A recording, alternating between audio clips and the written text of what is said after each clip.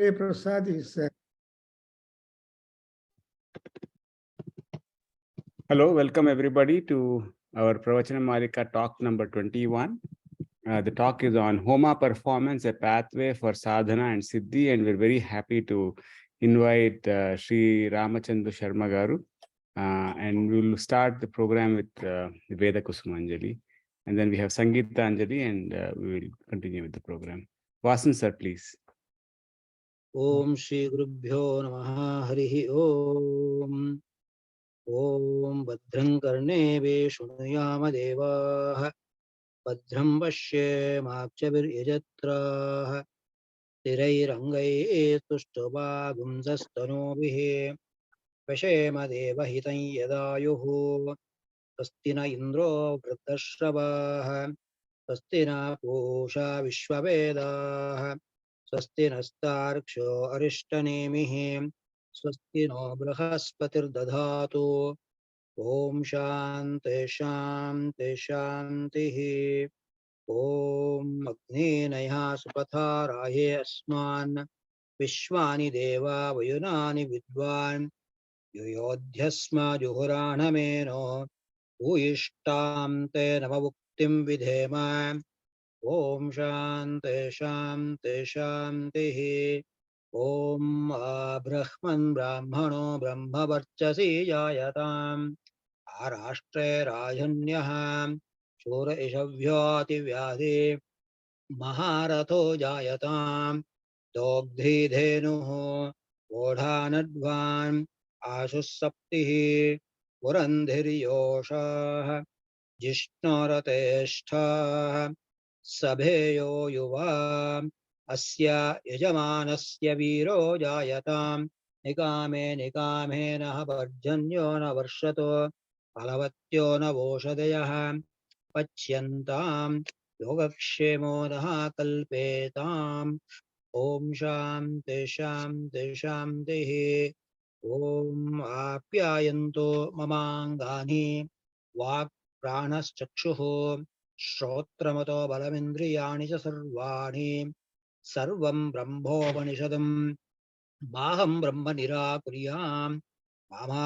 ब्रह्म निराकरोतु अनिराकरणमस्तु अनिराकरणं मे अस्तु तदात्मनिवृते य उपनिषत्सु धर्माः ते मयि सन्तु ओम शान्ति शान्ति शान्तिः ओम अग्नि सप्तिं वाजंभरं ददात्यग्निर्वीरं श्रुत्यं कर्मनिष्ठाम् अग्निरोदसी विचरन्त समञ्जन्नग्निर्नारीं वीरकुक्षिं पुरन्धिम् अग्नेरप्नसा समिदस्तो भद्राग्निर्महि रोदसी आविवेश अग्निरेकं चोदयत् समत्वग्ने वृत्राणि दयते पुरोणि अग्निर्हात्यं जरता कर्णमावाग्निरभ्य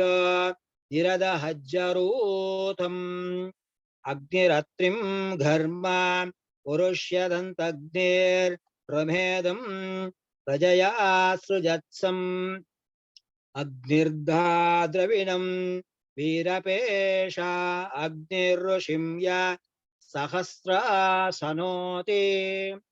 अग्निर्दिवे हव्यमा तथा नाग्निर्धामानि निभृता पुरुत्र अग्निमुक्तैरुषयो विह्वयन्ते अग्निं नरो यामनि बाधिता सह अग्निं वयो अन्तरिक्षे पतं तोऽग्नि सहस्रा परियाति गोनाम् अग्निं विषायीलते मानुषीर्या अग्निं मनुषो सहुष नहुषो विजाताः अग्निर्गान्धर्वीं पत्या कृतस्याग्ने गव्योते घृतं आनिषत्त अग्नये ब्रह्मरुभवस्ता चक्षुरग्निं महामवोचामासुरक्तिम् अग्ने प्रावा जरितारं यविष्ठाग्ने महि द्रविणमा यजस्व ॐ शान्ति शान्ति शान्तिः हरिः ॐ.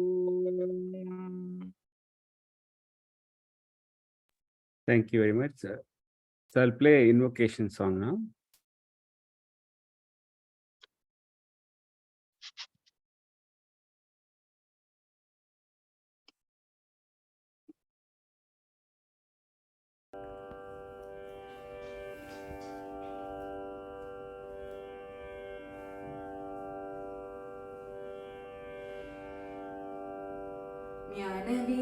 ज्ञानविनायकने ज्ञानविनायकने शरणं ज्ञानविनायकने शरणं ज्ञानविनायकने शरणं நல்லவனே மற்றலாம் வல்லவனே வருக ஸ்ரீ ஞான விநாயகனே சரணம் நல்லவனே மற்றலாம் வல்லவனே வருக ஸ்ரீ ஞான விநாயகனே வானமலாவியதோர் விசித்திரம் கண்டேன் வானமலாவியதோர் விசித்திரம் கண்டேன் வானமலாவியதோர் விசித்திரம் கண்டேன் மன்னவனே மெய் பரமானந்தம் கொண்டேன் மன்னவனே மெய் பரமானந்தம் கொண்டேன் ஞான விநாயகனே சரணம் நல்லவனே மற்றலாம் வல்லவனே வருக ஸ்ரீ ஞான விநாயகனே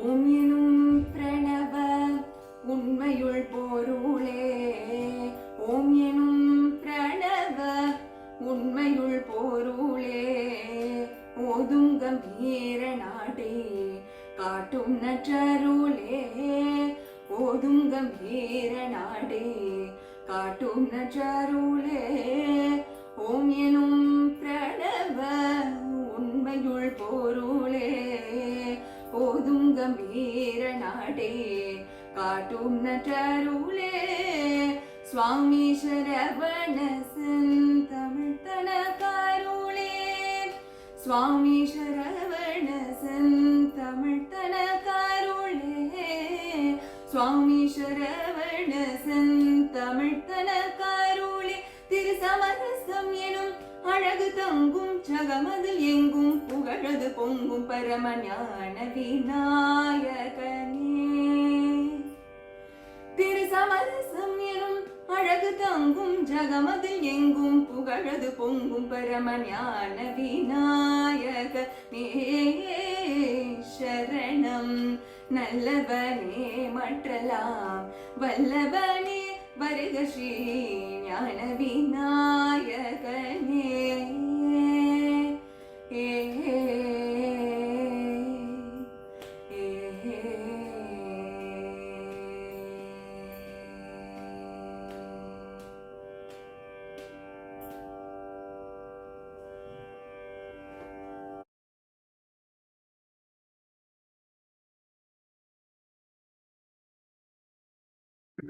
One more short invocation.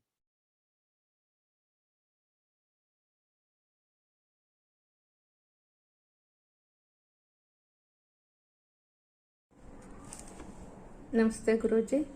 Subrahmanya Bhujanga ಸ್ತೋತ್ರ. ಸದಾ ಬಾಲರೂಪಾಪಿ ವಿಘ್ನಾದಿಹಂತ್ರಿ ಮಹಾದಂತಿ ವಕ್ತ್ರಾಪಿ ಪಂಚಾಸ್ಯ ಮಾನ್ಯ ವಿಧೀಂದ್ರಾದಿಮೃಗ್ಯ ಗಣೇಶಾಭಿಧಾಮೆ ವಿಧತ್ತಾಂ ಶ್ರಿಯಂ ಕಾಪಿ ಕಲ್ಯಾಣಮೂರ್ತಿಃ.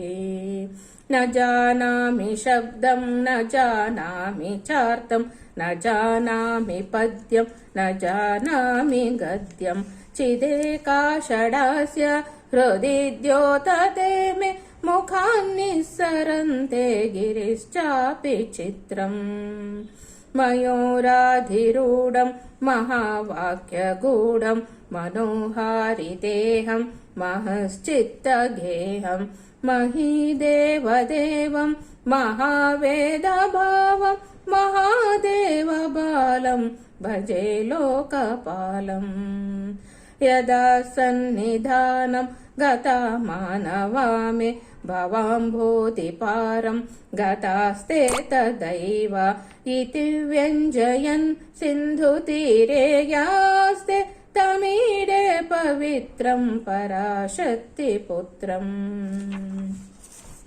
महाम्बोधितीरे महापापचोरे मुनीन्द्रानुकूले सुगन्धाख्यशैले गुहायां वसन्तं स्वभासालसन्तं जनार्तिं हरन्तं श्रयामो गुहन्तम् सुवर्णाभदिव्याम्बरैर्भासमानां क्वणत्किङ्किणीमेखलाशोभमानां लसद्देमपट्टेन विद्योतमानां कटिं भावये स्कन्दते दीप्यमानाम् सदा शारदा षण्मृगां कायदि स्युः समुद्यन्त एव स्थिताश्चेत्समन्तात् सदा पूर्णबिम्बा कलङ्कैश्च हीनाः तदा त्वन्मुखानां ब्रुवे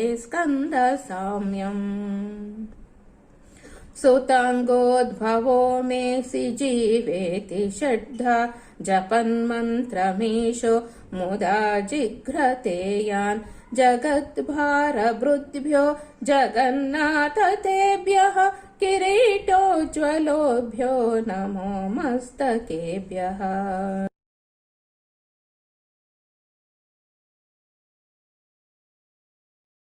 Thank you to Srimati Sudha for that.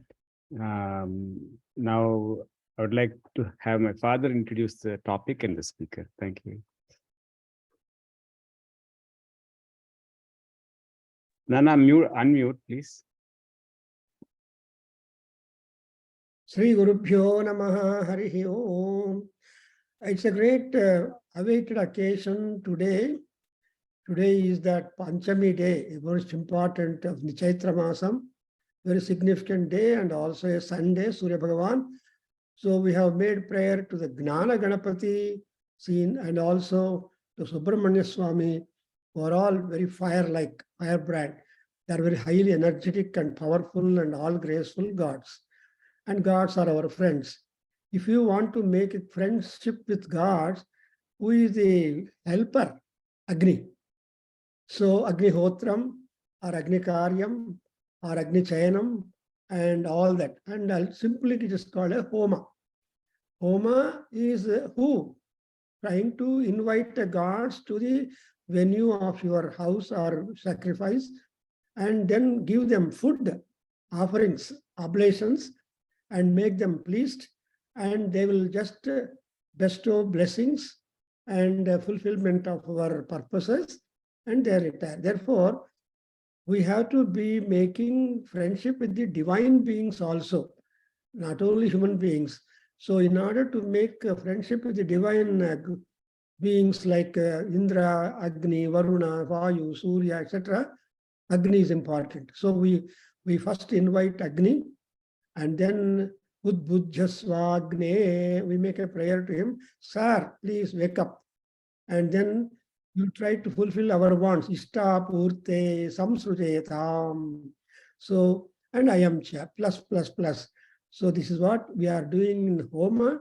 And Homa, as we are all knowing, that's intravenous injection. And it's a laboratory job.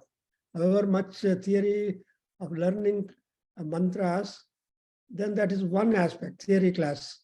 But when you come to a Homa venue, it's a laboratory class. So in our Vedhyayana Kendram, Nada Vedhyayana Kendram, we have got both things. We perform Homa every month, third Sunday. Saundara Lahari Homam. And before that, we do other homas and all that. So I don't want to talk much. But what is Homa? Homa is a tool, sadhana. Sadhana, Sadhya, Siddhi. So sadhana is the way, pathway, the road, and Siddhi is the fulfillment, and Sadhya is possible to get it.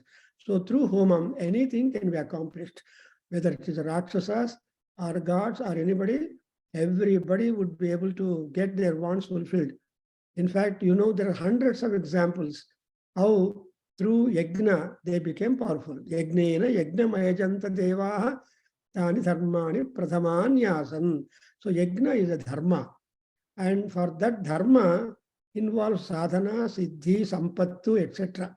So on this wonderful topic, our Ramachandu Sharma is going to speak. He is not only a software engineer, very busy working with some big corporate company, also is a Purohit. He is able to conduct and officiate Grapravesam, Vivaham, Apanayanam, and all these rites also he will do it. Therefore, today we have got a double-edged or full-fledged scholar who is well versed in our Vedic knowledge and Vedic world, Vedic informatics, at the same time in his own computer knowledge. So not much talking about it, we'll later on. And we have got the Kirtivasan from Atlanta. He is also deeply interested. He has made a lot of talks on Rudra and all those things. And he was very fond of Amma, Saundara Lahari, and he attended all the classes. And so he's also a rich person in both ways. So we welcome him. And we have Buttupalli Raghava also. Well, we know him very well because he has been very active participant and sharer of his knowledge to us. So inviting all of you, including these 3 and more people, I welcome everybody. Now, Sharma Garu.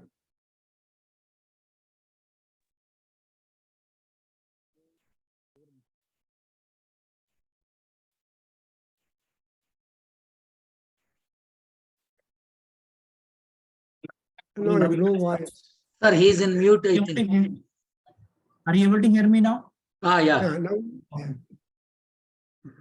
Om Shri Gurubhyo Namaha Hare Om Gananam Tva Ganapatim Havamahe Kavim Kavinam Jyeshthārajam Brahmanam Brahmanaspadāna Shrinvannote Bhasse Dasadakam Prano Devi Saraswati Vaje Bhirvajini Dhenama Vitriyavato Gurur Brahma Gurur Vishnu Gurur Devo Maheshwaraha Guru Sakshat Param Brahma Tasmai Shri Gurave Namaha Sadashiva Samarambham Shankaracharya Madhyamam Asmadacharya Varyantam Vande Guru Paramparam Narayana Samarambham Vyasa Shankara Madhyamam Asmadacharya Varyantam Vande Guru Paramparam Om Shri Mahaganadhyapataye Namaha Shri Mahasaraswatye Namaha Shri Gurubhyo Namaha Hare Om Sabhaya Namaha.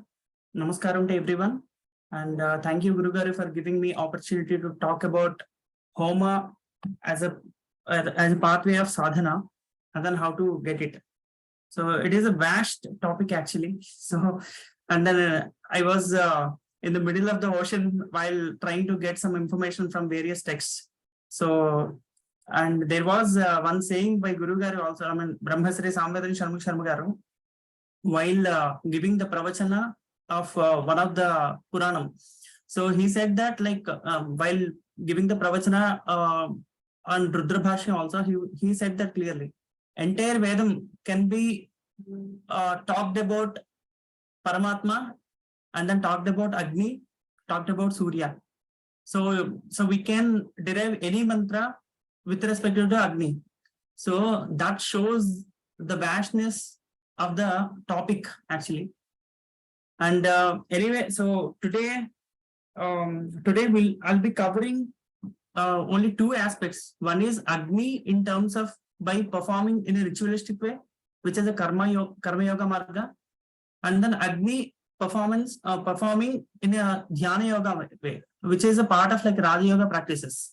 So Karma Yoga practices, how to perform the homas, and then what is supposed to be given, what was given by rishis, and then what was the rules and limitations, and then niyamas, we can say that. What are all the rules and procedures they have given, and then how to perform actually, and then if you are unable to perform that thing, what is the alternate, how to perform the yoga, I mean Agni, in Raja Yoga way. So first of all, we need to know that what is Agni. Agni, we know that as it is one of the 5 elements as we know. But thing is, as per the Vedam, the Agni is said to be the origin of the entire universe. That means the starting, the Parameshwara actual Swarupa is Jyoti Swarupa. Agni Mukhabe Devaha, and then it is a pathway to Devas also, Devatalu also. And it is clearly, there is a mantram in Narayana, Mahanarayana Upanishad, the same mantram which will be used while invoking the Agni, while performing the Agnihotram actually. Before we perform any Agnihotram, so we have to invoke that, invite that Agni in the Agnihotra that will be doing it. The mantra Artha itself elaborates and then says who is Agni and then how to treat him. One mantra is Eshahi Devaha, Eshahi Devah Pradisho Nasarvah Purvo Hijatas Sa Ugarbhe Andaha Sa Vijayamanas Saja Nishyamanas Pratyan Mukha Asthate Vishvato Mukha. With this mantra, we do Prana Pratishtha in the Homa Kundam that we do normally. So that we call it as all the Homas, Yajnas and everything. Before we perform that thing, we have to do some certain samskaras. We'll talk about that thing later after covering this, the basic meaning of the Agnihotram. Eshahi Devaha, Pradishona Sarvaha. The one which all pervades, that means the spreaded across all the universe. The one which is the reason for everything, reason for entire Srishti. Pradishona Sarva. And then it is the reason for expansion.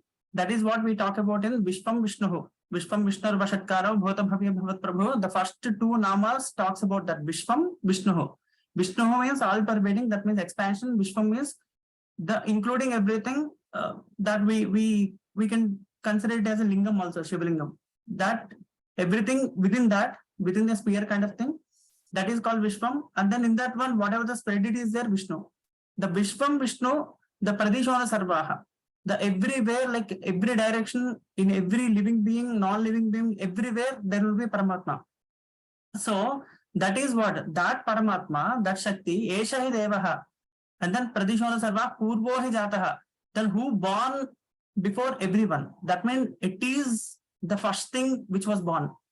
That means whenever a Srishti happens, when we compare to the Big Bang theory, the modern scientist also agrees this point actually.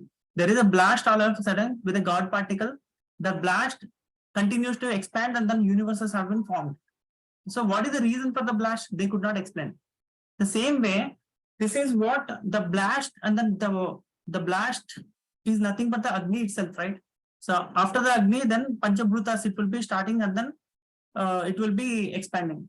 That is what says in the Lalita Sahasranam also. Mula Prakritihi Avyakta, Vyakta, Avyakta Swarupini. Initially in the form of Mula Prakriti, which is invisible form. Then Mula Prakritihi Avyakta, it will be invisible. Then it will be all of a sudden it starts appearing. Mula Prakritihi Avyakta, Vyakta, Avyakta again. Vyakta, it will be appeared. Then we are seeing all this universe. Then after that one, when the destruction happens, when the layam happens, it will again go back to the origin. That is what the black hole theory. Big Bang theory, black hole theory. Black hole theory talks about everything is sucks inside. Where it is going, nobody could explain that. Where all these objects, gross elements, everything is going. Nobody could explain that. After that one, it will be complete vastness, emptiness only. Initially emptiness, and then there is an expansion, there is emptiness again. This is what talks about. And then the origin starts with Agni. That Agni, Eshahe Deva Pradeshona Sarvaha Purvohi Jataha Saugarbhe Antaha. Every living or non-living entity will be holding the Agni within themselves. That we call it as, when we compare with the ours and very living being, humans, we call it as a Vaishvana Agni. So as long as the Vaishvana Agni exists in the human body, then we'll be considered as alive. The moment it is gone, then we are considered as dead. So we are having Agnihotram every day. that Vaishwan Agni, that is with us, with everybody. Every object can be burnt. If you, at certain temperatures, anything can be burnt off. Why it is being burnt? Because the Agni present in that particular object or particular thing, which is making it to be burnt when it is exposed to the heat. So without that Agni, nothing can be burnt off. That's what the ash, when everything is burnt off, finally it remains as ash. That is a final form of anything. That means sunyam. Ash represents the sunyam. That is why we wear the bhasmam. So the bhasmam is again a Agni Swarupa only. Okay. Esha hi devah pradishona sarvaha purvo hi jatah sa ugarbhe antah. So everything will be having garbha. That means inside everything like Agni will be having. Sabijayamanaha, it will be attaining multiple forms. Sajanishyamanaha, that means it will be born, it will be appearing as a multiple forms. Initially it will be one, the one will be like multifolded, and then it will be exponentially, and it will grow like infinite number, and again it will be go back to the one thing. That is what the Advaita Siddhanta talks about. We'll talk about that later. So Sajanishyamanaha Pratyanmukha Sishtati, such kind of Swarupam of the Paramatma. In this Agni, I am invoking it. This is what the basic mantra of the Agnihotra while performing this one. And they talk about, now this is, so with this one, with this mantra itself, we can clearly understand that Agni is nothing but it is not a fire element, but it is the Paramatma himself. The Tat Padabdha we talk about in the Upanishad, the Brahma Padabdha, whatever it is, that Padabdha will be appearing and then will be doing upasana. Upasana is nothing but a sadhana, will be in the form of Agni. That is what we do. So when we perform any homas or anything also, basically in the form of fire, we are invoking the Paramatma himself and then offer this Havirbhaga giving to every devatas. Then the Agni part of that thing, the transporter part of that particular part, Agni Mukhave Devaha, he is the face of, is like entry of going to the Devalokas, and the Devalokas will be, Devatas will be living in a different world. We can say that different realms, different worlds, we can say that. A portal will be opened from there to our earth through Agni. That is the reason why Agni always goes up. Then when we offer anything in the Agni, then it will be burnt up, and then the saram, the subtle part of that gross element will be burnt. That will be carried to the particular devatas. So this is what the phenomenon happens normally. And this is the types of Agni. And there is one more thing is there. One more shlokam is there that represents that elaborates more about the Paramatma Swarupam. Chatvari Shringa Trayo Asyapada Dve Shirishe Saptahastaso Asya Tredha Badho Vrashabhoro Raviti Maho Devo Martyagam Avivesha. So we are inviting him and then Saptahastas Chadushringaha.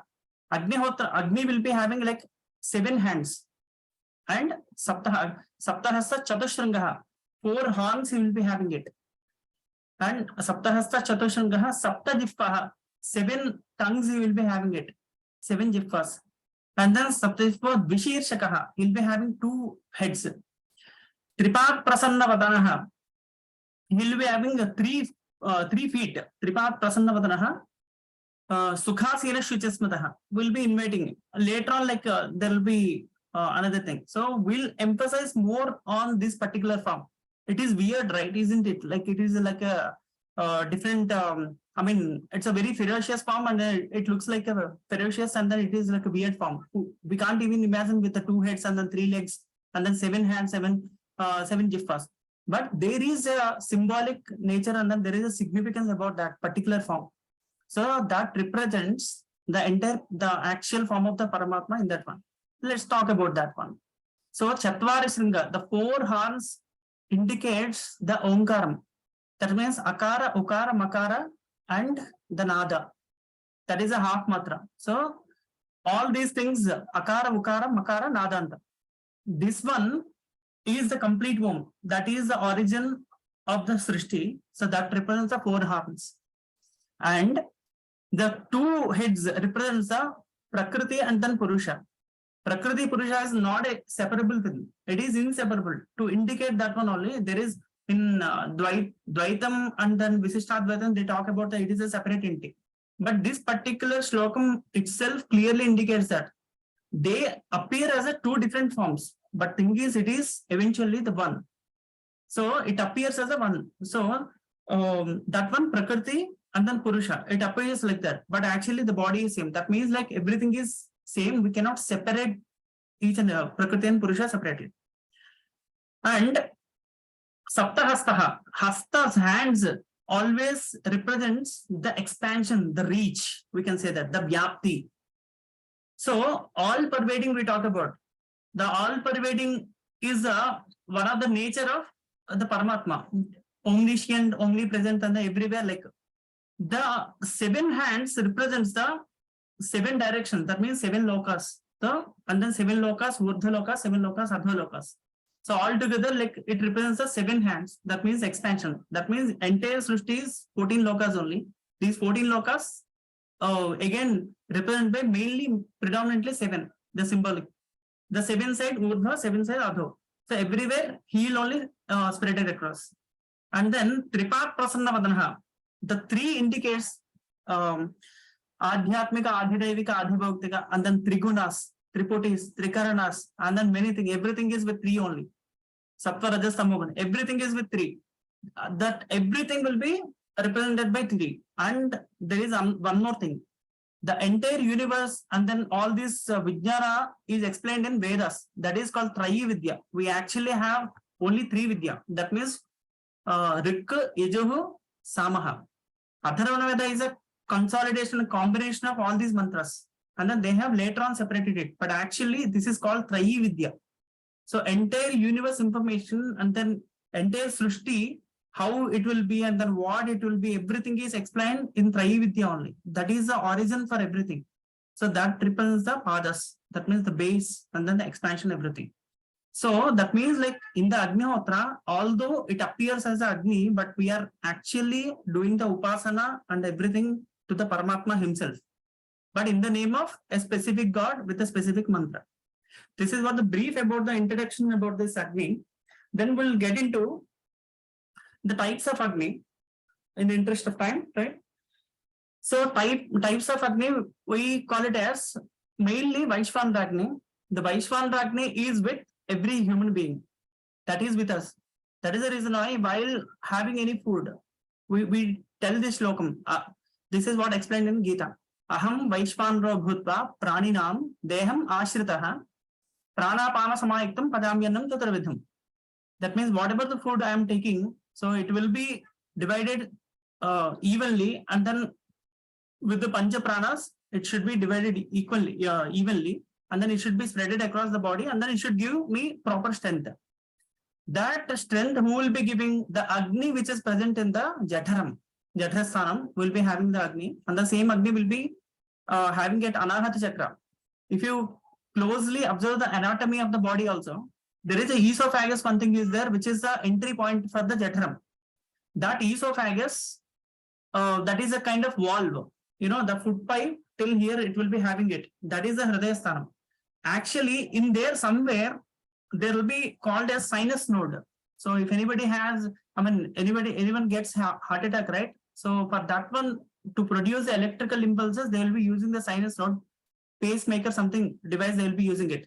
That is the actual supply of the pranam to the physical heart, which is a muscle. The pumping machine. The pumping machine is not having any prana in it, but the spark which will be sent through this one, through pacemaker, that is having it. The actual part of this one located exactly at the starting point of the Jatharam. That means Jatharam is the Agni. That Agni will be, this is what explained in Narayan Suktam, Padma Gosha Pradekashagam Hridanchapi Adhomukham. And then followed by several other mantras also. Padma Gosha Pradekashagam Hridanchapi Adhomukham Adho Nishtya Vidasyante. That means Adho Nishtya. Nishtya means this is the Pramanam, and then which will be like Nishtya means here the Kanthasthanam. From Kanthasthanam, one jana, it will be like this one, Adhonishtya, Vitasya Ante. Nabhyam Uparidishtati. From Nabhi, one Vitaste. From Nishtya, one Vitasti. Exactly, it it indicates the esophagus, that is the starting point of the Jatra. So that Jataragni, which is burning all the food which will consume and then break into the pieces and then into the chime and then into the other thing, and then it extracts the subtle parts, which is like a vitamins and the minerals and everything with the help of liver and other organs, and then it will be. So the gross food will be again pushed out of the body. Only subtle aspects which is giving us all the strengths and everything, but not the gross elements. We have to remember this one. So as when we perform any Agnihotram or Homam, so the gross element will be completely burnt off, and then it will be broken and some chemical reaction will happen and it will be turned into the gases. The gases will be going upwards. So that will be carried, that will be considered as a saram. That saram will be given to the devatas. This is what technically happens when we perform the Agnihotram, and then this is a correlation between ourselves, the Agni which is present in ourselves, and then the Agni which we perform outside. Okay.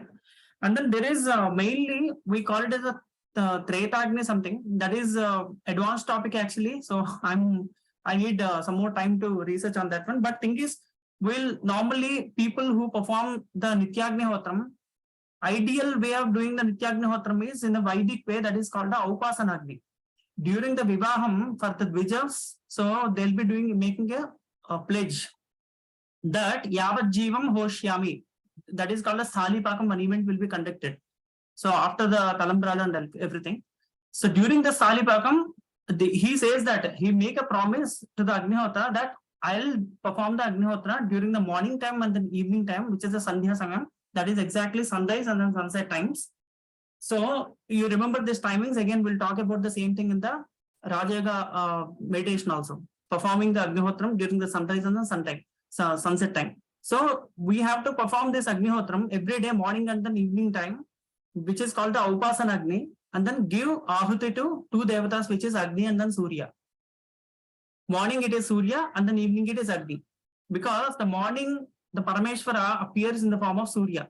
When sun sets, he leaves that Tattvam in Agni. That is the reason why we use lamps, ideally. And then now electricity we are using. Electricity is nothing but again fire only. So without light, like we will not be able to survive. When sun is not there, then we'll use some alternative, which is again a form of Agni only. Whether you call it as LED light or any other light, anything, without heat, there will be no light. So that is Agni. So evening time Agni, morning time Surya. So we have to offer these every day as long as we live. That is called the Upasana, that is the actual Nityagni. But later on, there are some schools from Rajayoga method, they have introduced a separate process. We talk about that later actually. So this is what happened. So Vaishwan Agni, which is within ourselves, and then Upasana Agni, which is the actual ritualistic one. And then Yoga Agni, we call it as a Laukika Agni. So we make the Agnihotram on the spot, like Sadhyaskaram, and then we perform the Agnihotram and then do that. That is what like we perform during the Raja Yoga method. Okay. Now I'll move to the next section. Actually, the significance of performing. Now we know that there are two methods of doing it. One is Karma Yoga, one is Raja Yoga. I'll talk about the Karma Yoga first. As part of the Karma Yoga is nothing but it is all the ritualistic things which we do on day-to-day basis. So that means, and then any Naimittika karmas like performing the Saundarya Lahari Home, that Guru Garu talk about, and then Rudra Homam or Ganapati Home, any home. And then these are called homas. And then there are some advanced things are there, which is called yagas and then yajnas. Yagas will be having like 5 days yaga that we normally listen to that one, right? Chandi yaga and then Atiridya yaga, something like that. And then there are yajnas. Yajnas will be performed by only the expertised people, and then which are there are several restrictions for that one. Actually, normal people like us we are not eligible to perform the yajnas, because to perform the yajna, they should get married at the age of 8. That means the girl should be having the age of 8, and then the person should be sent to the Gurukulam immediately after the Gurukulam at the age of 16, the boy, and then 8 girl should get married, and then they'll have to do the Agnihotram every day. And then they have to perform like 5 days marriage. And then like this, there are several restrictions that they are not supposed to eat anywhere outside. And then only when wife cooks, the person should be eating. Otherwise, like they should not eat they should do the swine packing. He should cook himself. Like that, there are several restrictions are there. I think Raghava Garu recently has published something about the yajnas in the vast concept topic in the Veda Ganga article. That was fantastic subject actually. There is a vast subject, so anyone can refer to that one. All right. So let's leave the yajnas. Then we have the yagas and then we have the Agnihotram that we can perform on the spot, like within 3 hours or 4 hours or 5 hours or whatever thing. That is also, there are several restrictions to perform it. There are several, it's not a restriction actually. I can say that it is several guidelines were given, pinpoint precision with very utmost care. I'll quote some of the slokas which is related to the Agnihotram, how perfect we have to do, how much depth it has, and then how much emphasis they have given on the doing all these things, right? So that is what about the basic Agni that we perform, right? During performing the Agnihotram, right, there are several steps involved that most of the people nowadays, they are ignoring or they are not focusing due to various reasons. That means lack of knowledge, one thing, or else lack of having like professionals, another thing, and then not having any idea about what are the rules and regulations and the guidelines about that particular process. Okay, so let me share my screen so it will be easy.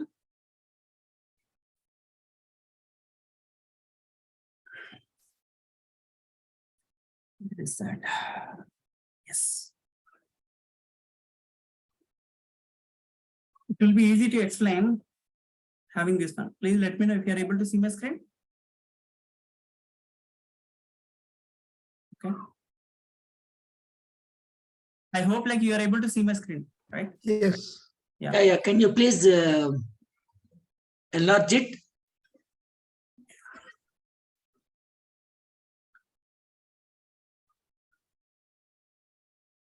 Yeah, thank you. Is it okay? Yeah. Okay, sir. Okay. So to perform any Homa, there are some set of things are there. One is prerequisites, and then the second thing is the Pradhana Homam. The third thing is performing the additional Homas. The fourth thing is Purnahati, and then final thing is after the Purnahati again taking back the whatever we have done that. So 5 steps are, it is a 5-step process, I can say that. But as a part of prerequisite, right, that entire Agnihotram process is called Agnimukham set of mantras. Agnimukham means he is the face of the Devatas, right? So while making the face of this Agni, so it's not easy, right? So we cannot invoke something which is controlling the entire universe and which is the origin of the entire universe in whatever the object like we feel so. No, that object should be having some patrada. That means that should be meeting some characteristics, so that if we invoke some energy into that thing, so that it will be acting like a conductive material. That is the reason why we always, like ladies always wear gold. So gold is the highest conductive material. It absorbs and then attracts the cosmic energy and then gravitational energy and then mantric energy into that thing, and then so that it transmits into the body. So as males have to wear Rudraksha or Tulasi or Manimala or any other things like which are specified there, Tulasi Mala and then Tamar Mala, and so many other things are specified, because all these objects are having highest conductivity kind of thing, which can absorb the cosmic energy and then Vaishvika Chaitanya Shakti, we can call it as, and the mantra energy, right? So similarly, when we perform this one, we have to do the samskaram first. The samskaram is nothing but the purification process. And then we have to eliminate some negative forces, and then we have to invoke the divinity in that particular object to be able to absorb the energy, right? So this is called Agnimukham. In that one, first of all, Kunda, it has a praman. Inside the Kundam, like we'll keep some matti or isaga or something, the sand. So the clear sand, that is also having pramanam. If you can see this one, approximately it will be having like a 14 inches inside. If you can see this is the 14 inches square at the top. And then at the bottom, it will be approximately, it is 8 to 9 inches, which is the pramanam of this one. This jhana, we can say that, with a stick. Or pradesham, we can say that. Anything. So Pradeshamatram Chatra Etragni Sthapyate Tatra Sweta Tandula Churnena Pradeshamatram Chadrasamam Sandalim Kalpetva. So we have to put some white rice flour in that and then make it as a square, which is a pramana of the Pradesham, and then we have to start the Samskaram. The Samskaram, so I'll cover a couple of things with the pramana shlokas so that it will be able to understand. So the reason for doing this is called Standila Ullekhanam. Standilam, this is called the Standilam, the white one. And then Ullekhanam with the darbhas we'll have to do. The darbhas also we have to take 2 darbhas and then draw 6 lines. 3 from horizontally and then 3 from vertically. The reason for this one is clearly mentioned here. I'll tell you 1 second. Yeah. The reason for this one is Vrutrasara Mahadaitya Shakravajra Nipaditaha Tanmeda Haranardhaya Tadardhan Standilam Kritam. That means during the Vrutrasara war, Indra killed Vrutrasara Rakshasa, right? When it was happened in the Devalokam, and then which is the Medas, that means the fat part of that Vrutrasara has fallen on the earth. Because of that thing, earth need to be purified while performing the Homa. So this Tandilam need to be put to get rid of that particular dosha from the earth, because we perform the Homa on the earth only, right? On the surface of the earth. We'll make it as even though we apply this cow dung and all the other things. So that won't be sufficient. So we'll have to do with this mantra and then Ullekana, we'll have to get do the samskara. Then only it will be clearing of that particular dosha. Like this. And Mooladvayancha Lekhena, Chatasrogrena, Cholikhet, Ullekhanabhan, Baudadho, Danta Bhavana Kakthavat, Karmanteja, Dridhatata, Nairutyam Deshitotsujet, Pura Indrena Vajrena, Hato Vrutro Mahasuraha, Dahyate, Deva Vichine, Tadabha Mupalekhanam. Again, after Vrutasara again born, killed, along with his fat, right, he was burnt. So that particular dosha also attached with the earth. That is to get rid of that particular dosha, we have to do this. But this is the Puranic story it was given. Actually, it will be having some scientific significance, which I'm trying to understand and trying to get it, but nowhere it is written or somewhere. But thing is, we have to do a lot of meditation on that one. Then only we'll be getting in the form of Ratambhara Prajna. So whenever it comes, definitely I'll explain you that. But this is the first step we have to do. And after that one, there will be Parisaranas. If you can see that there is a darbhas. It is a 16 darbhas will be spreaded all the directions in this one, like all the 4 sides of the Agnihotram. And there is a Alankaram. 1, 2, 3, 4, 5, 6, 7, 8 directions Alankaram should be done. And then there will be Paridha. Paridha means this is called Idma. And Paridha means there will be 3 sides, 4 sides, like will be keeping some stick. This Samitha kind of thing, which can prevent the entry of the Rakshasas into the Agnihotram. That means whenever we perform the Agnihotra, right, we always read about the stories in the Purana, right? Ramayana and Mahabharata. Whenever the Rishis conducts the Homas or Yajnas, then only Rakshasas will appear and then try to disturb that. It has a significance actually.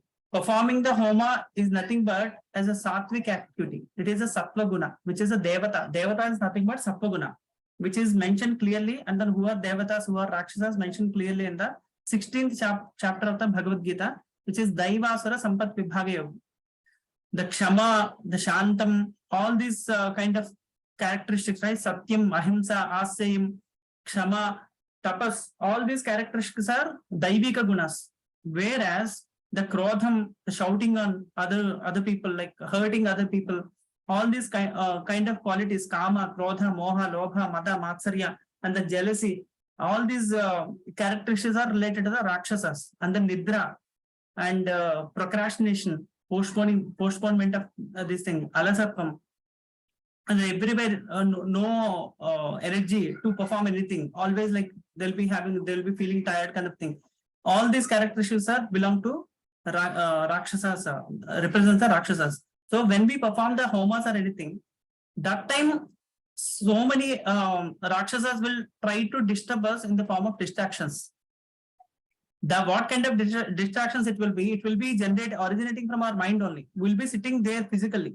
But thing is, our mind will be going somewhere else. Whether I have invited so many people, these people have come here or not. our mind will think about that, leaving the Agnihotram here. Similarly, and if some sound happens or some kids will be playing around, and then they'll be simply looking at that, and then hand will be doing the Agnihotram. So there is no sync between the body and mind. So these are called the distractions, which are making us not to perform the actual activity, and then by creating the distractions, it is taking us away from the actual homas. These are the Rakshasa gunas. These paridhis, when we keep all the three directions, this direction south, and then west, and then north, three directions will be keeping that paridhi. Actually, the paridhi length also, it should be more than this side one. It will be like this much pramanam. I'm seeing you, right? This much forehand pramanam. It will be like a 3 pradeshas. It should be touch each other, but we are not performing that, and we are not getting such lengthy sticks nowadays. But with mantra, we are doing that. And then 2 paridhis will be kept here and then here. If you can see that now, it is like a 3 sides is a closure. One side, it is like a 2 sticks were kept. It is like a entry point, right? If you, whenever we visit any temple, Purvabhimukha temple, that means the idol will always look towards the east, right? Navagrahas, Surya always look towards the east. That is the actual direction of the Agama Shastra. So that sunrise will fall in directly on the Mukti. So it is like creating a temple-like structure here, and then keeping the Agni at the center of the Agnihotram, which is like keeping the idol in the Garbhagudi, right? Deha Devalaya. Exactly the same thing happened in our body also. If you say, I'm sitting here, I'm just placing the cursor over there. When we sit, right? The heart is exactly located at the center of our body, upper body, you can say that. Lower body is not considered because from Mooladhara Chakram to Sahasraram, it is Sapta Lokas, Urdha Lokas. So Adha Lokas, we are not considering. That is the reason we have to sit and perform any puja or any karakram, but not by standing, right?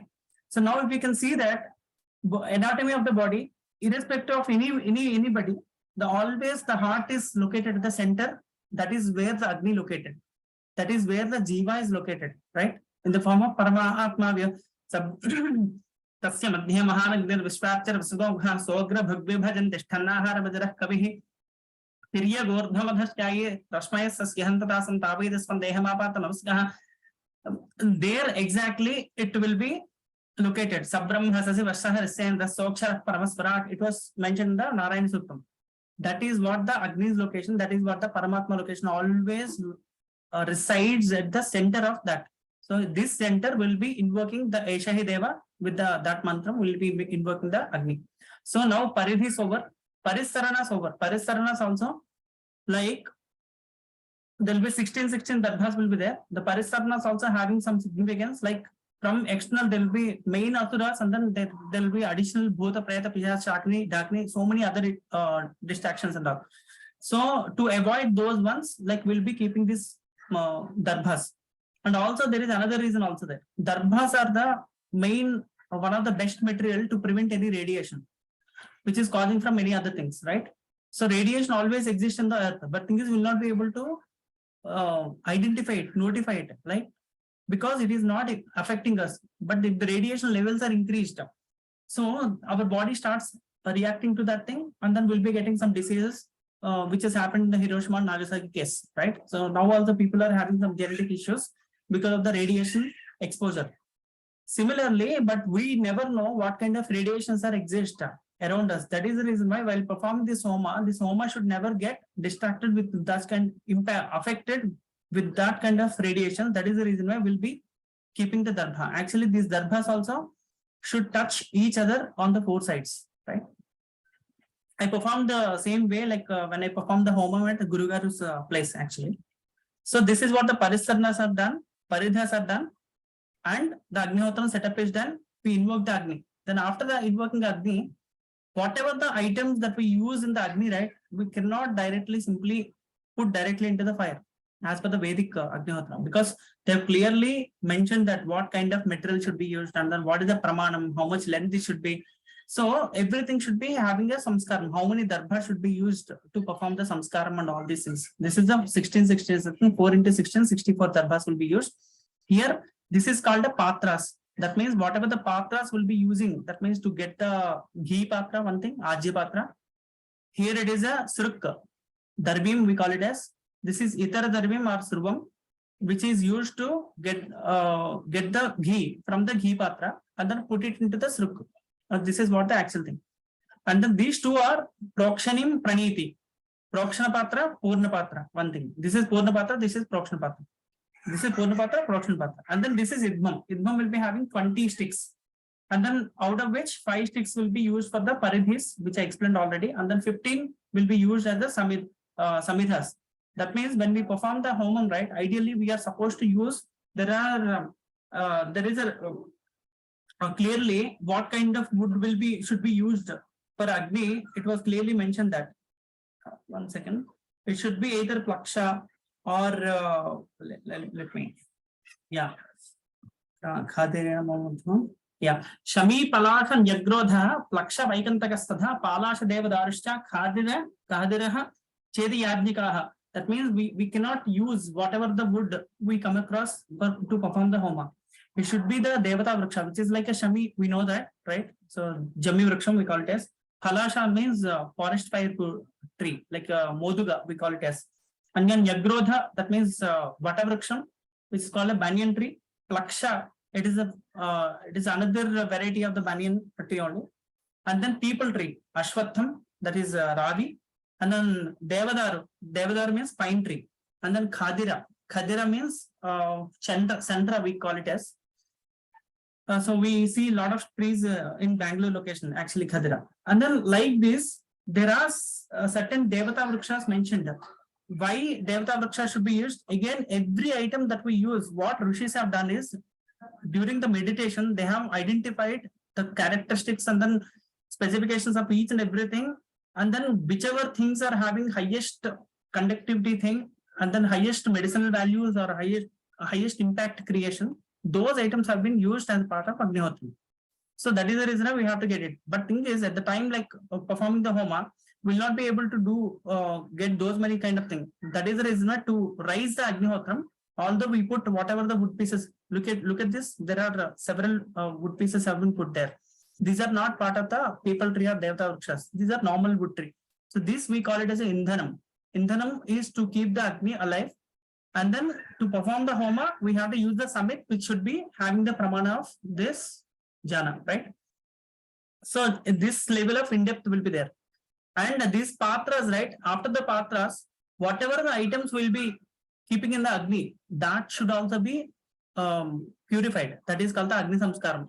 Charanasaha treparyagni krutva. That means we have to take 3 darbhas and then burn it, and then we have to do a pradakshanam around all the items that will be using, including the wood sticks and then ghee, everything. So that we are telling that Agnihotra, so we are performing the Agni, but in this we are doing the Naivedyam, all these items are keeping ready for yourself, and then we'll be offering that later along with the mantra. That is telling the Agnihotram to all these things. That's the reason we have to do all this. Without doing this, performing all these samskaras, if we directly, if we can nowadays like going to temples or anywhere, simply they'll be performing the homas, and then people will be going simply. They'll not even wash their legs and all. They'll not even wear the dhoti and all. Directly they go simply whatever items they have, they'll operate in the Agni and then do the namaskar and then make all the wishes. But it is not supposed to be. We are not supposed to, if you go to any hospital, right, will not be allowed entry to the ICU unless you wear certain attire and then get the permission from the certain department, right? Agnihotram performance is also like that only. So if you want to perform the pujas or anything, like some rules can be deviated. But thing is, when you start doing the Agnihotram and all, like you cannot compromise on the rules and guidelines. So the reason for all these things, this is a prerequisite. And then after that one, whatever the Pradhana Homas are there, Pradhana Homa means whatever the Devata, we want to perform Chandi Homa, for example, Chandi Bijakshara something will be there, and then Chandi Saptashari Shlokas will be there. Those shlokas will be performing. Then after the performing, that is the Pradhana Homa. After performing that thing, then we'll have to do the associate some homas. These associate homas are nothing but the offering Havirbhaga to lot of other devatas. That means Indra, Dashtik Palakas, Navagrahas, and then there will be 16 devatas will be there, like Jayadi homas. whatever the karma we performed, to praying for the fulfillment of the karma, like we'll have to offer something for those certain devatas. And then after that one, Rashtrapada, there will be Gandharvas, which will be always influencing our mind to get rid of that additional influence and to protect our mind from them. So the Adhisthana Devatas will be offering some Havirbhaga to them also. So this is how we'll be performing. So then after that one, Purnahati, when we perform all the homas, right, it will be creating a different kind of energies and all. So when we expose to those kind of energy, for example, if we are performing with Ashwatha, there are several items are there, for example, here. So this was done for Ganapat Homa. And so when we offer different kind of things, right, everything will be having a different chemical combination, and then it will produce a different chemicals, right, in the air. So when you expose and when you take the breath of those kind of things, right, it might having some negative side effects kind of things also. So the reason for the Purnahati is, so until then we perform so many homas, and then by doing the homa with certain spices and all, right, it will be completely neutralize the negative effects which was done by the other homas. This is what happens. And then after the Purnahati, again we'll have to do these patras, and then some water will be there. It will be sprinkled doing the Pravachana, and then we'll remove all these paridhas, and then there's parisaranas, and then do the like Udvasana to the Agnihotra. And then after that we'll take the bhasmam out of it. Here, normally we always, whoever performs the homa, right, ideally they are supposed to follow these lines, these guidelines strictly. Whichever Veda you belong to, you will be having a sutram also. That means, for example, I belong to Krishna Yajurvedam. So I follow the Apastamba Griha Sutram. So I follow whatever the books I have, right? Whatever the way like I perform the Agnihotram. Krishna Yajurveda, Apastamba Griha Sutram will be having the guidelines of performing the Agnihotram. In that way, we have to do. If you belong to Rigveda, you will be having a certain way. And then if you belong to Krishna Yajurveda on another Shakha, then you will be having a separate Sutra. If you don't know the Sutra, then you can, by default, you can follow the Apastamba Sutra. But thing is, you have to follow some Sutra if you want to perform any Agnihotram here. What is the reason why? It is clearly explained in the Gita, right? 3rd chapter. Annat bhavanti bhutani parjanyad anna sambhavaha. Yajnat bhavanti parjanyaha yajnah karma samudbhavaha. Right? So that means we perform the homa. Annat bhavanti bhutani. So all the jivas, all the living entities are being born by consuming the food. What is the reason for getting the food is rain. How the rains will be coming up is by performing the yajnas. That means when you perform these kind of homas or yajnas, these, whatever the spices and the other things will be using this mantra, when it is exposed to mantra, this energy will go to the upper layers of the earth, and then it will cleanse the environment so that it will create an environment to attract the clouds. So when it happens, then we'll be getting the sufficient rain at the right time, not like this, not rains in the summers and then rains in the winters, but not during the crop time, right? So the crop times will be, the seasons will be changed because of the air pollution and all. But when we perform the homas, then that air pollution, everything will be cleaned off. That is what the explained in the Bhagavad Gita. So we have to perform that, these homas for that. And there is another thing also. The main thing, which is very important thing. We perform the homa, right? So we invoke the devatas, and then we offer the Havirbhagas to all the devatas. But who are the devatas? We need to understand that. So those we are invoking or doing the preeti to devatas exist in the universe, which is macrocosmos. But the same devatas exist in our body also, which is called as microcosmos. For example, this is what explained in the Sikshavali of Taittiriya Upanishad. Sa Atma Anga Nyanya Devata. That means Saha Atma. The Saha means the Paramatma who resides in the living being. I talk about human point of view. The Parameshvara, in the form of Agni and then Prana, he resides in our body itself, right?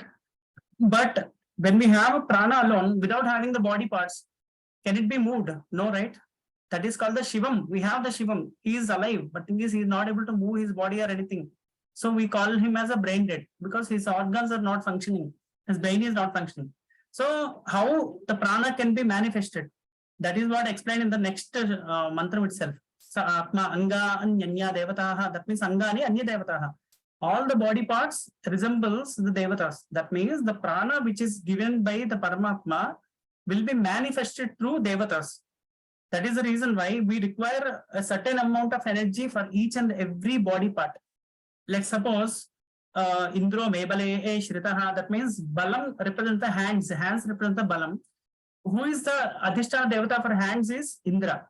Like this, Padayor Vishnustishthata, it appears in the Mahanyasam. That in the Padas, Vishnu Shakti will be there. In the Jathara, Agni Shakti will be there. Bhaktre Saraswati will be there. Nayayo Chandra Dityo Tishthetam. That means in the eyes, Chandra, Surya energy will be there. Like that, every body part will be controlled by one or other devatas. And every body part will be requiring certain amount of energy only. So if you give more energy, it will be hemorrhaged.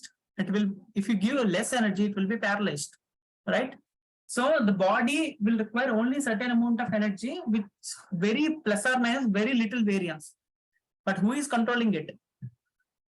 That is the Devata Shaktis. So ideally, whenever you perform the Homa in a ritualistic way, we have to literally think that whatever the Devatas we are offering the Havirbhaga, that particular Devata Shakti should give strength in our body also. We have to think about, we don't need to know which Devata is controlling which body part and all these things. That we don't need to complicate the process. But in this, whenever we perform the Havirbhagam, right, that particular Devata should give us strength also. We need to always think that is the actual unity.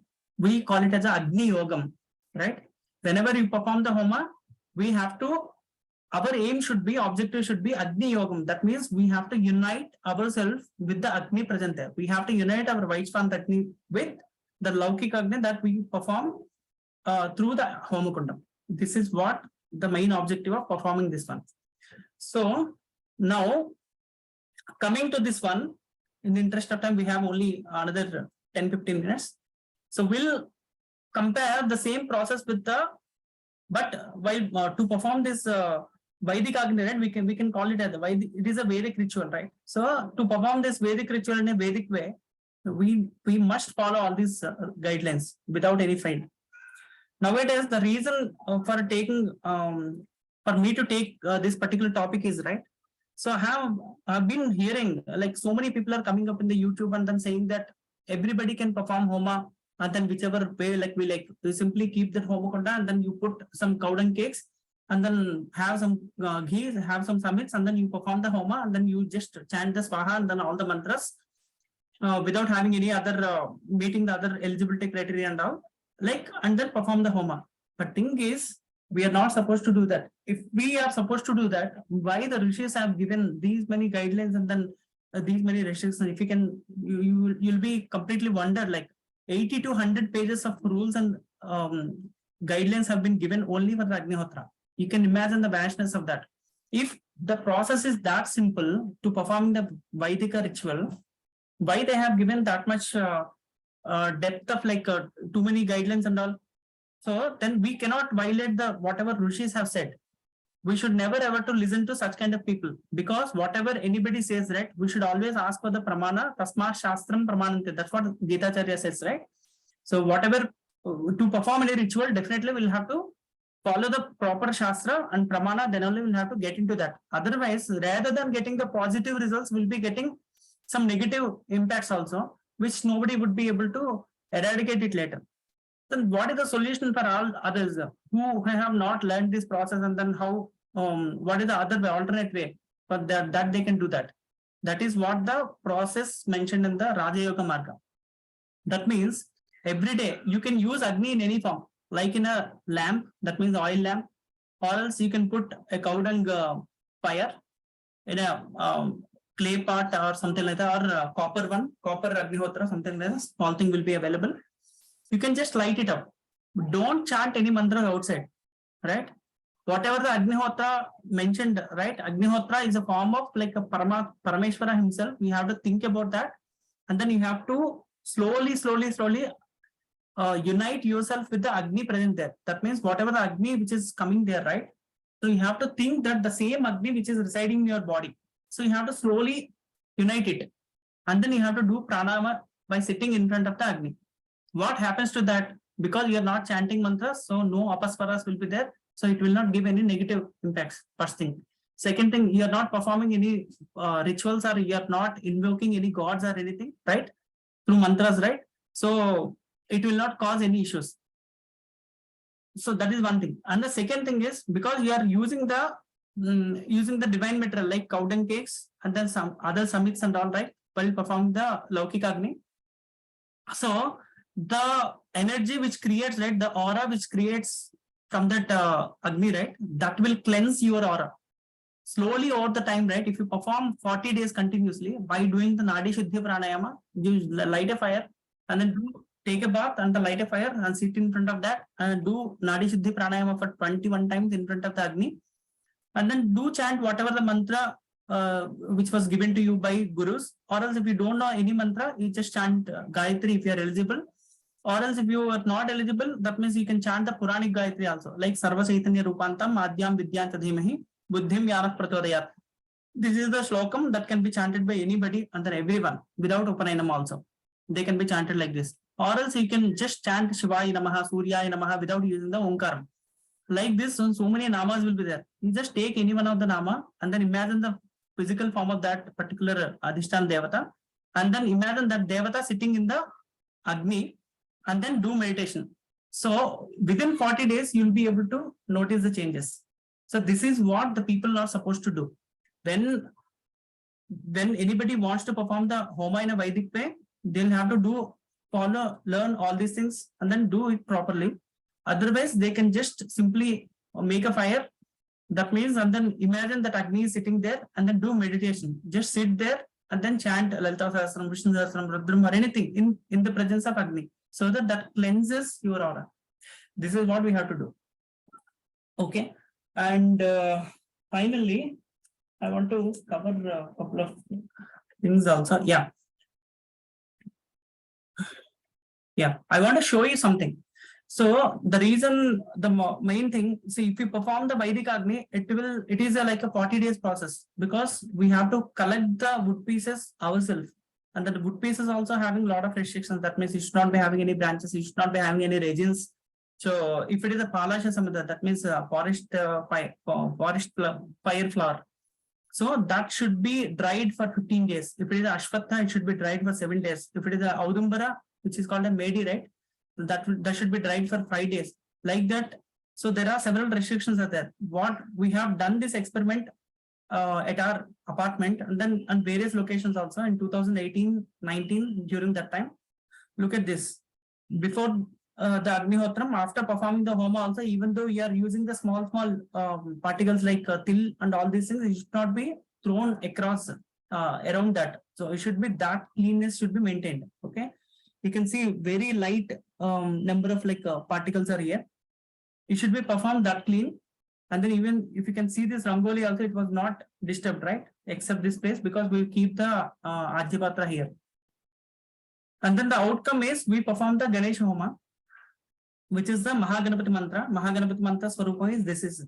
So if you can clearly see that the Ganesha form appears in the fire. Because when you chant mantras, the mantra creates an energy. So if that energy is exposed to any medium like cloud or like a fire, like a water and something like that, water sprinkles kind of thing, that can appear in the form of that one. You can clearly visible this one, right? Everybody was noticed here. I told them, everybody, whoever joined this particular experiment, I told them clearly 40 days before, you have to do a lot of restrictions and all. You should not use so many people like all the restrictions, the rules, they have followed it. On the morning time also, I've told. So this is where I was sitting, right? So I told them clearly, you will be getting definitely the Ganesha form. So everybody experienced that, right? And you can see that clearly here, Ganapati, Ganapati. And then there is another mantra of the Ganapati, Tatpurushaya Vimahe Vakratundaya Dhimahi. So it is specifically for a Vakratunda Ganapati. You can even see that Vakratunda Ganapati form appear here, right? And that is experiment 1. And then experiment 2, we performed the Rudra Homa. Again, it took more than 30 days to perform all this thing, meet all these criteria. The first mantra of the Rudram, it says that Namaste Rudramanyava Uto Taisha Venamaha. That means, so Rudra, ferocious form of Rudra, you're bearing a bow and then arrows, and then to be ready to kill the demons. But thing is, I'm praying you, you should not kill myself, something like that. Your arrows and then bows always should use to protect myself. That is what the meaning of that particular Rudra mantra. So I imagine we perform this Homa for the Dharma Rakshana to protect our Hinduism and then temples and everything from the anti-Hindus, right? When we form as a group and then perform this Homa, right? I was imagining the form of, because we have never seen a Shiva in that such kind of ferocious form anywhere. So I remember the Rama only. This is called a Yodha Rama. This is what the picture exactly represents in the Yuddha Kanda of Valmiki Ramayana. It says that Rama had a ferocious war with Ravana and then his reserved army. So he would kill them in a very less time. And then while doing this war, right, then everybody will be astonished and both the sides will be stopping that war. Only Rama and the Ravana and the Ravana's reserve force will be fighting with Rama. Even not even Lakshmana, Hanuman or anybody, nobody will be fighting. Everybody will be simply watching Rama. Then after watching that Yuddha, right, they'll be asking, oh my God, we have never even imagined this kind of war skills with anybody. So how could you perform such kind of war? Then he says that Mama va Trayambakasya va. That means either myself can perform like this or else Rudra can perform in this universe. Nobody else can perform this kind of war. That says that he is clearly indicating that there is no difference between myself and then Shiva. The Shivaya Vishnu Rupaya, Shiva Rupaya Vishnuvaya, Shivasya Hridayam Vishnu, Vishnu Hridayam Shiva. We chant this shloka every day Sandhya. That means there is no difference between Shiva and Vishnu. Both can appear in any form. So I imagine this form, then you can clearly see that the bow, this one, right? This is the bow line. This is the picture. This is the right left leg, and this is the right leg, and this is the bow. Actually, somebody was summoned. The person who have taken that, there was a big bow also came up. Like if you can imagine that, the bow came like this with almost 10 feet fire. It came up. So everybody was really, it was a blessed situation for everybody. I'm not able to express that in the words actually. So this is what happened when we perform the Homa in the proper way. This is Pratyangara Homa, which was conducted in Kontamuru temple by Brahmasri Saadhana Sharma Guru Garu. So you can clearly see that the outline of the Amavari, even including the lion's face and everything, ferocious lion and all, right? Opening the mouth and all. Similarly, there is a Homa conducted in Udupi. This is amazing, literally. You can see that the Krishna form directly appeared, clearly visible everywhere. So this is what happened when we perform the Homa in a proper way, in a Vedic way. So the result is evident. The result is compulsory. So what thing is, if you perform in a non-Vedic way also, you'll be getting it. But thing is, that is not recommended for normal people. As I said earlier, learn properly if you want to perform the Vedic ritual. Otherwise, if someone is performing great, go there, sit there, and then do meditation. And then this fire resembles your pranic fire, right? Which is in your body. So with this one, I conclude that. So majorly, the main point I would like to emphasize is either a Vedic way or yogic way. That means Raja Yoga Marga, normal fire. You have to align yourself with the fire which is present, which is appearing in front of you. That means you have to treat that fire as a Paramatma, and then you have Atma. You have to unite your Atma connect your Atma with the Paramatma, and then imagine that the same thing which is causing you and then which is giving you strength, health, and the prosperity. So that definitely will help you. Whoever is the sadhaka definitely will help them in elevating their spiritual, getting into the experience in the different spiritual planes. I've got such kind of thing, wonderful experience, which I cannot express in the words now. Whatever the articles I have written, right, with the blessing of the Guru Garu, whenever Guru Garu says that, okay, you do sit and then Amavara will provide you something. Like that only, I've got nearly 4 different articles, which I've never even know about the topics or anything, which directly came during the Japam while performing in front of the Agni. So I just want to share my experience with you all, and then whoever is interested, right, they can even try continuously for 40 days or something like that, and then they can continue forever. With this one, I conclude. And thank you, Guru Garu, for giving me the opportunity to share this experience and then talk about 2 Agnihotra main processes. And thank you so much. So, Sahana Bhavato, Sahano Bhakto, Sahavityam Karavavahe, Tejasvinavadhe, Tamasamavidvishavahe, Om Shanti Shanti Shanti, Hare Om Tatsatu. Guru Garu, over to you. Thank you very much. Well explained. And we come to know many more things which are necessary. And you have also presented that Homa performance certainly yields results. Yajna and Yajna Phala, they go hand in hand. And that our Ramachandu Garu has demonstrated. And he has also seen. And moreover, the same is the experience we have seen in the Homas performed in our Nada Veda Kendra. First time, after performing a number of times Saundara Lahari Yagnam or Homam, we have the form of Lakshmi Narasimha Swami. A wonderful lion came, face very pleasant, very calm, and the eyes look like the cotton seeds, but low inside, and the mane, and they know. So it is unlike any other wild animal or any other lion, but it was exclusively Narasimha. So with that, we started having the blessing of Devi in number of forms, that manifestations. So we have had, another one was that of the owl, the Lakshmi Vahanam. We had Panchamukha Ganapati, etc. So what I say, now Ramachandru has captured it in his camera and shown to us. And so Homa, as I told you, definitely will yield a number of known and unknown benefits, beautifully presented. And we always bank on him for knowledge, practical knowledge and theoretical knowledge, and also performance of the Homas. And so it's a good contribution. And moreover, he's Ramachandu Sharma, he's a Ganapati. So he has learned traditionally, and his father is a Purohit, and it comes in a wonderful tradition, Vedic tradition. So we have today a right person to give us knowledge on performance of Homa as a sadhana, and Siddhi ultimately has shown us the picture of Krishna, the picture of Pratyangira Devi, etc. So it means that we have not seen them.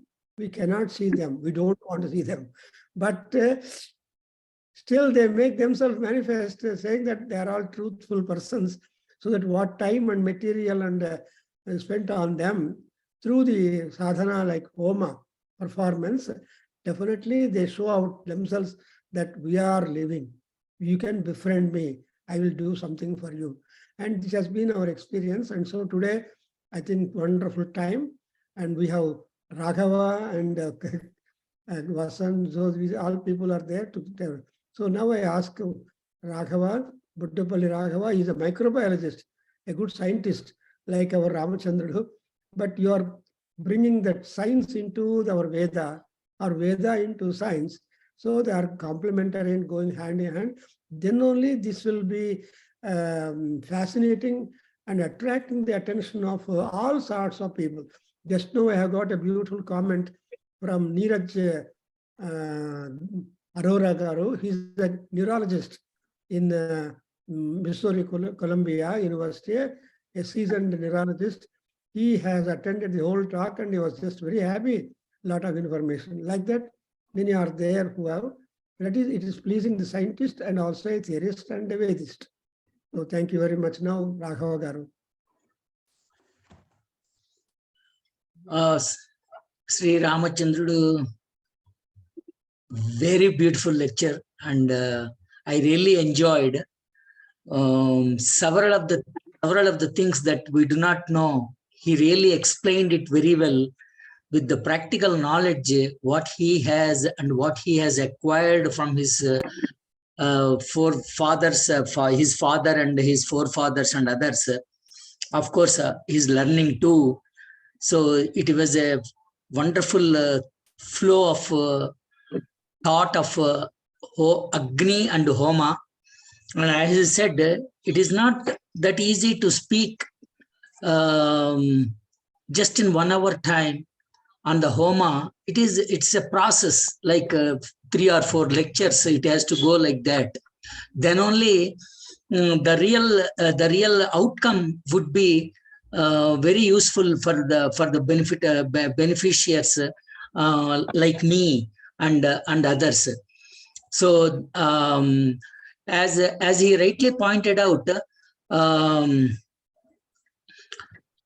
Agni from Rigveda onwards is almost the first god. Maybe the Indra may take, his name may take place a little more than Agni, but in Rigveda, in Yajurveda, in the 2 Yajurvedas, both Shukla Yajurveda and Krishna Yajurveda, and Samaveda and Atharvaveda, Agni, after that, even in Charaka Samhita and Shushruta Samhita and others, Agni plays very major role. So which is very important for human beings' life. So if Agni, that 98.7 goes down, so we have to go to doctor immediately. And if it is increases 1 or 2 and all that, definitely we have to certainly go to doctor and get that reduced fever and other things we have to do. So it is not just, I don't like Agni to be called as fire. Ramachandra has not spoke about that. Extremely very good, actually. He said only Agni, Agni, Agni, Agni. He never spoke about fire. So I don't like somehow that English name fire for Agni. So because fire in Telugu or in Kannada or other things, so we get something else, and we get sometimes bad feeling and other things. But Agni, in the Sanskrit name Agni, which is extremely very important, and which Ramachandra spoke very nicely on that. So in one of the that is the Durga Suktam. So there are about 7 mantras in the Durga Suktam which plays a major role to tell about Agni than what we think the Durga Mata. But Durga Mata sometimes is prayed in the form of Agni, that is the Deeparadhana. So that's in the 7 mantras of Durga Suktam. That is, the first 4 mantras are from Rigveda, and the 2 mantras are from Yajurveda, and 1 mantra is from Atharvaveda. So Agni is Pitru. So he is nothing but our father. So are our forefathers. So without that, as he rightly said, Ramachandra rightly said, without Vaishvanar Agni, we cannot digest our food. So Agni has to be there as to make pachanam. So Agni is absolutely important, and without, and the sadhana of Agni really gives tremendous wealth. Not just money wealth, what Professor Prabhakar always tells. It is in the form of Saraswati. The Agni in the form of Saraswati, it gives, when you do the sadhana of Agni every day. I'm very happy to say here that my Veda Guru, Brahmasri Veda Venkata Ramashastri Garu, is a Nichagnihotri.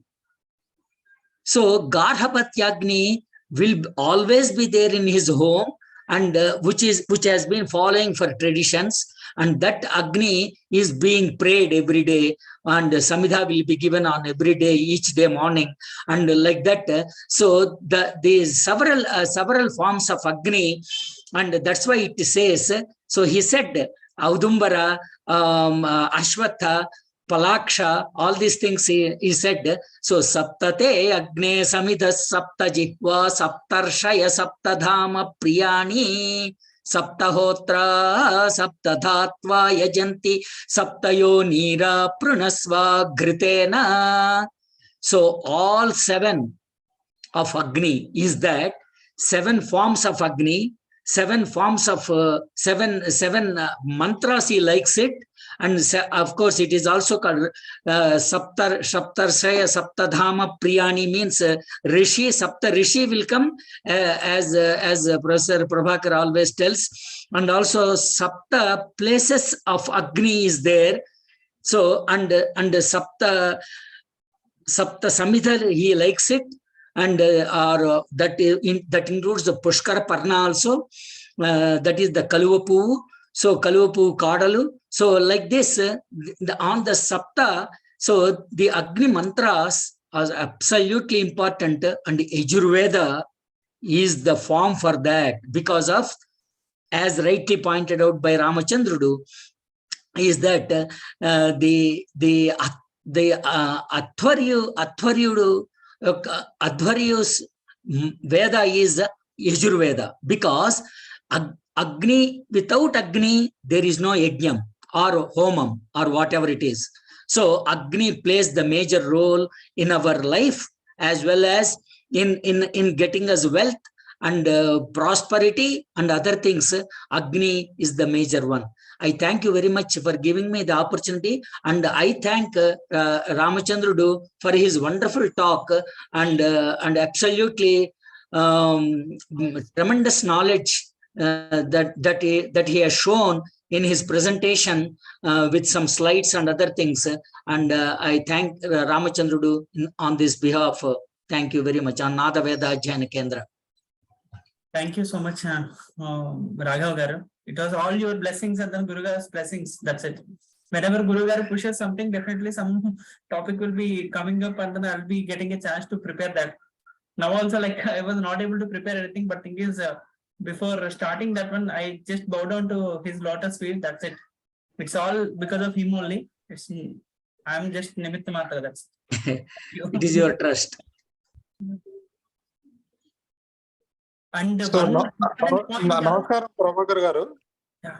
Hello. Yes. Hello. Prabhakar Garu, Namaskaram andi. Purushottam maatladutunnanu. Hello. Can you hear me?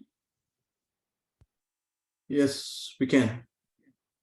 Yeah. So Ramachandra Garu is from US or India? I joined little bit late. From Bangalore, India. Bangalore, India. So Prabhakar Garu, yesterday I called you. In Virginia, we are doing yajna at JSS Ashram. One of the days we are planning to do Saundarya Lahari. And you wrote the book. If you have any material, any guidance on that one, could you please send? And if you are here, I want to invite to JSS Yajna there, JSS Ashram. Okay, thank you very much. I will talk to you about that later on. But Okay. So, but the presentation is very good. Thank you, Mark. Good that you have joined this particular session, and it will be useful for us all. And we are planning to organize a Homa workshop at Goshala. PVR Garu, మీకు తెలుసు కదా, Boston లో ఉంటారు, PVR Narasimharao garu. So we are planning to do organize a 2-day Homa workshop, and even if you are planning to organize Homa workshop at Goshala also, we will be very happy. And also planning to organize yajnas across the country in 15 locations this year. Okay, thank you. So Now, Saundarya Lahari will be one of the things. So if you have a team here, and, we can take your help and do the yajnas. So Ammavaru is lucky now. He's entering into these places. Thank you very much. Now, Kriti Vasan is also, as you look at him, you see, he's also a Vedist and a religionist and loving all this Rudra, Agni. Rudra is Agni only, and he has been very much in the field. So I request him to make comments and propose vote of thanks to this wonderful session. Shri Guru Bhyo Namaha. Thank you, Guruji. It is all with Bhagavan's blessings and all Guru's blessings and your blessings, And thanks for the opportunity, for me to be part of this satsang and this Kendra, and as a student, Chatraha, as a student, learning Saundarya Lahari from you. It's all a blessing. Okay, so that said, the topic today, right, is a great topic, and something we all should know, right? That the way this needs to be performed, the homas needs to be performed as a sadhana to attain the siddhi, right? So I mean, again, nothing more than what Sri Ramachandu Sharma or Raghava Garu or Guruji covered, but I just noted few things that was very very inspiring and interesting. So I'll just close my few minutes thing with that, right? So yeah, so talking about this homa, right? Since time immemorial, right, homas have been a pristine ritual, right, a mark of our ancient the Vaidika culture, right? And this ritual, this homa, is not only a sign of deep austerity, right, in the Bharatiya Dharma, right? It is also a means of sadhana to connect to something much higher and to establish our siddhi in a much higher thing, right? And that's why we all do, we being in this path of this spiritual path every day, trying to get better, right? The homas that we perform and for the loka kshema and loka kalyana, right? I mean, has to be done the way it has to be, like Sri Ramachandru Sharma, Garu also explained, right? And those were very interesting. And the worshipful Agni Devata, I mean, who presides over this homa, any homa, right? I mean, as said in the Rig Veda also, right? The Agni Mele Purohitam Yajnasya Devam, Rudvijam Hotaram Ratnadhatamam, right? So that means by which the sacrifices reach the higher realms, right, of the Devatas, and then by that is invoked and bestowed, right, the greatest treasure that one would be. I mean, the greatest treasure is obviously the loka kalyana, right? I mean, everything, I mean, the dharma, right, the homa, the way it should be performed is all for the loka kalyana, right? And coming on to the topic and the way he presented, I mean, Sri Ramachandu Sharma explained, I mean, is very interesting, right? The way he started with the karma and raja yoga, and then the quotes from Mahanarayana Upanishad, right? And then the way he explained the Agni Bhagavan's form, the Saptahasta Chatushringaha Shloka, that was very, very, very nice and interesting. Thank you, though. Thanks for sharing that. And the types of Agni Bhagavan, right? Aham Vaishwanara Bhutva, the way he, connected with our, the Agni present in our body, right? In our system. And then the way he moved, gradually, the way the Agni Kunda, the dravyas to be set up, and invoking avahanam, of each devata, the way it has to be performed, right? And then eventually he slowly moved to the way that the homa, why is it performed, right? To basically to with all the sattva gunas, and to get rid of rakshasas, what do we do? What do we do on all the directions, 8 directions, and with the summits and dharba, all those stuff, right? And the way the samskara, the homa samskara to be performed, right? And that was very captivating, and that was very nice. And then eventually, finally, when you closed with all the photos, that you captured, right, when you performed the homas, and this is very very, very nice. I mean, that proves, right, for what I mean, like again, I mean, the devata's presence through Agni Bhagavan, right? So I mean very, very nice presentation. Thank you, Ramachandru Sharma Garu. It's a very nice, I mean, it's a blessing again, to be part of this satsang, and the way, I mean, I could listen to this 1.5 hours, just went, just like that. I mean, I wish we have more, sessions like this, and the effort that you put in is, appreciable and commendable. Thank you, and thank you, Guru Garu, and thank you all, in the Kendra for also, giving me an opportunity to thank all the speakers and everyone. Thank you, Guru. Thank you. So Vasan and that MB Sudha, a Veda student from Bangalore, and another girl who sang from New York. She's a doctor in final stages of her degree course. And so all of them, Vasan, our senior student in Veda Kendra, Bangalore, who is also teaching and inspiring many people to learn Veda, and to all of these people connected to Veda, as our Kriti Vasan said, in order to connect ourselves to the higher things.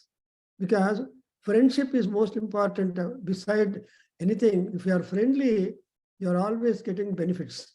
So we have to be friends with the divine beings, human beings, animals, sometimes even to Rakshasas when they are having Sattva more percentage. So it's really interesting. Our Vedic horizon is so glowing with number of stars of all kinds. See that the human life, though it is short, 100 years is nothing. No, nothing we can accomplish. Because Vyasa Bhagavan said, unless you spend thousands of years with only Gnanam, you will not be able to complete. My Guru was telling, your life is actually 120 years. So 40 years to learn Rig Veda, 40 years for Samveda, 40 years for Yajurveda, done, 120 over. So again, we have to seek for some more extension of life and all that.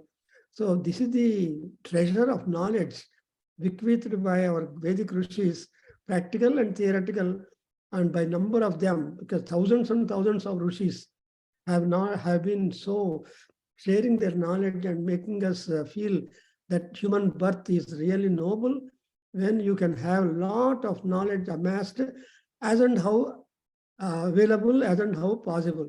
Today we have got good explanation and all that from Ramachandu, and so that we could get the elements. In fact, even the article written by our Raghava, that also gives you a total comprehension of the requisites and also the results of that Yajna, Yaga, Homa. We have got different terms. Ramachandra explained what is Homa, what is Yaga, what is Kratu, etc. Shatakratu, who is the name given to Indra, and so on. And more important is Agni is very important in Rigveda.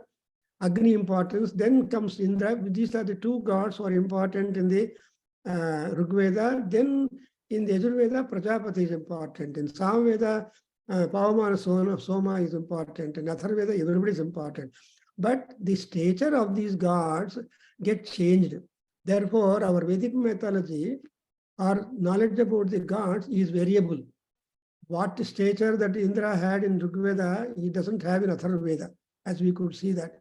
So anyway, but Homa is the only one way which we connect and which is important. And moreover, the moment you say Agnaye, he becomes ready. Swaha accepts it.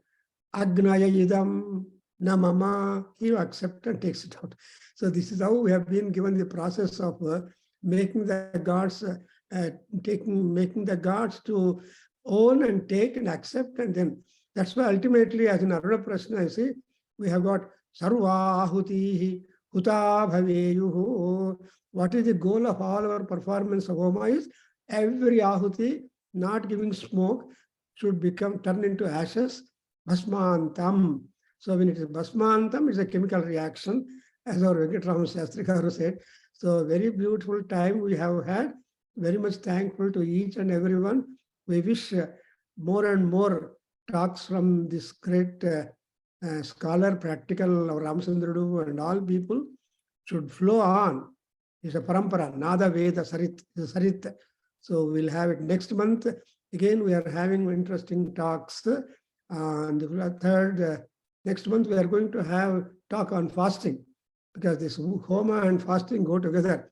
They tell, for example, for Rigveda, Yajurveda, and Atharvaveda Pandits, they can take breakfast and sit for puja, but they cannot take. But Samvedans can take food and sit for at the one corner. So there is a lot of really relaxations shown by our rishis also, depending upon the exertion that they make during the sacrifice. It's a big complex science of sacrifice. It's a big world by itself, which we come under the Brahmanas. So thanks, Annie and everybody. We meet again next month, the third Sunday, for a beautiful talk on Narasimha Swami, because we have got Narasimha Jayanti, and we'll have a talk on that. Again, another doctor, cardiologist will be talking that day, and let us see. Thank you very much. Namaste. Anything, Ramachandra, anything to offer? Something. Yeah, thanks everyone for the kind words. And that one last thing I forgot to mention because of the less time actually. So while taking, we have to do the upasana, right? As I said earlier. So we have to always treat this Agnihotra as a sadhana. If we really want to get into a complete sadhana kind of thing, we do Agnihotra to ourselves. That means whenever we have the food, right? We just chant this slokam, Maham Vaishvanto Bhutva Pranan Deham Ashritaha Prana Pana Samayakam Pachamyanam Chatravidham. You chant this slokam and then you offer this to Parameshwara, Shri Krishna Arpanamastu Annadata Sukhi Bhava, and then have this food. That means you are doing the actually pranahutis, we call it as prana isvaha idam adideva inha. That means all the 5 directions will be doing the pranahutis. That means east, apana means this one, prana this mudra, apana means this mudra, vyana means this mudra, which is west side, udana means this mudra with north side, and then samana means this one at the center. So these mudras are from Raja Yoga, these mantras are from Karma Yoga. It's always like embedded only. We cannot inseparable kind of thing. So that's what I meant to say. So if you are performing the ritual, you perform there. If you are doing the yoga sadhana, some kind of thing, you sit properly and then do it. But if you are doing the like having any food or anything, that time also you can do like a upasana only. That is what Annam Nanandyatan, Annam Brahmet Gyajanat, we call it as the Anandavalli Upanishad. So there also like we talk about that one. So that is the reason why everybody, it is a humble request to everyone, and then spread this word to all also. Like before having any food, we have to offer it to the God. You feel that you are offering to the Vaishvan Agni which is present in your body. Then you observe the changes after 40 days. Definitely it gives you a different experience. For Krishna Arpanam. That's what Ramachandra Garu. Chepandi. Yes. One question, Andy. We have been looking for some literature on Yajnakunda Nirmana. You know, one of the Gayatri Parvar book they mentioned in the ancient time, old history, there are 16 books on just on Yajnakunda Nirmana. Do you have any idea of that literature where we can get or you can guide? It is actually located in the Agni Puranam, but thing is, unfortunately, we are not having any books available. It is coming from the Parampara only. And for Kakapate Pratishtha ki batlki, and for while perform the Pratishthas or Homa, Yagas, right, we'll be conducting like a 5 different kind of Yajnakunda. I'll definitely get the document and then send it through Guru Garu. Yeah, I will take your number from Guru Garu. Yeah, sure. So some of the books we collected from Jammu Kashmir there. So one team is collecting rare books. Recently, the Shaiva Tantras from Kashmir, some Muslims have those books. Yeah. Some Muslims kept that. We gave the money and got those books. Okay. I'll definitely get it in Agni Puranam. Definitely have this information vast. If you can get the Agni Puranam in Sanskrit, right? Unfortunately, I don't know Sanskrit, and then that Puranam I tried for long with many people, and then that is not available in Telugu language. So I could not interpret it.